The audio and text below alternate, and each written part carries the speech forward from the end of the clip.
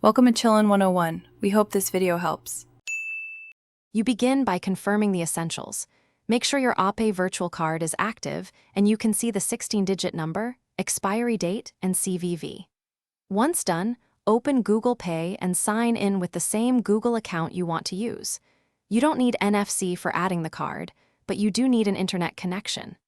Now, tap the Payment Methods or Cards tab to start adding a new card. That's the first actionable step, to link your Opay virtual card to Google Pay. Now you'll enter the card data. Select Add Card or Payment Method, then choose Credit or Debit Card. Manually type the 16-digit number, expiry, and CVV from your Opay virtual card.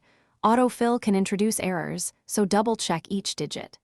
Next, set the billing address to match the address registered with Opay because mismatched addresses often block verification. Once you finish, Google Pay will prompt to save and begin verifying the card. This step bridges the card details with Google's tokenization system for secure use. Finish by completing verification. Google Pay may request an OTP sent by Opay or ask you to confirm inside the Opay app. Enter the code promptly and make sure the verification success message appears. Once verified, Google Pay will show the card as active. You can set it as default for contactless payments if you want quick use. If something goes wrong, retry carefully with accurate numbers and billing address, and if verification still fails, contact Opay support to confirm the virtual card status and any blocks that prevent tokenization. Thanks for watching.